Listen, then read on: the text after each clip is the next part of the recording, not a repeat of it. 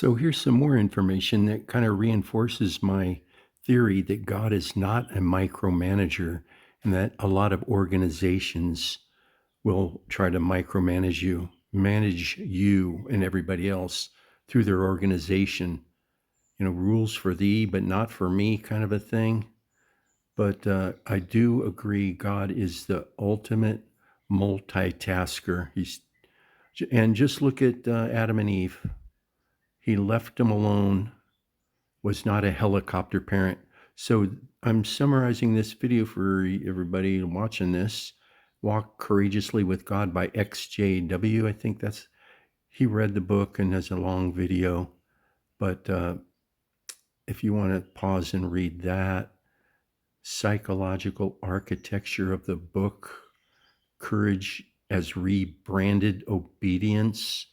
So they now call it courage instead of obedience and submission. Pre-commitment mechanism. So you agree to not take blood or something before it happens, so you aren't bowled over by it. This decision of not taking a blood transfusion. You can read that if you want. Following instructions that don't make sense. So you can read this, and that's what they want you to do. Agree with them. Reinforcing shunning and apostolic authority.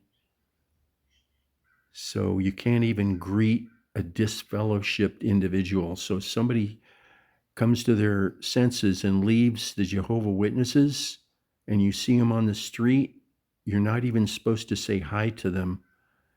You can read that one if you want. Normalizing the suffering.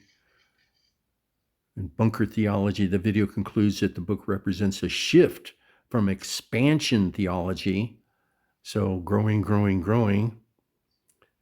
And then they also promised, an imminent end. They said by 1975, the tribulation would have come.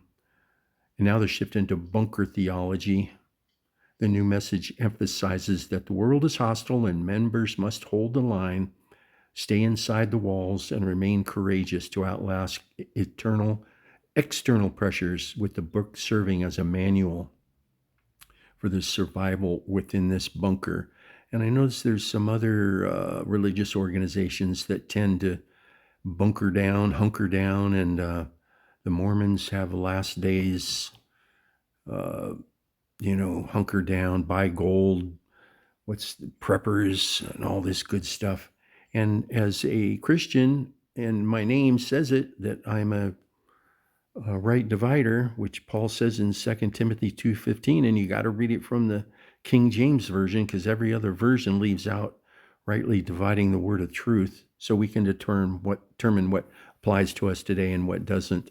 And we do believe in the rapture, so God will take us out of the world. And here's the guy's name, XJW Analyzer.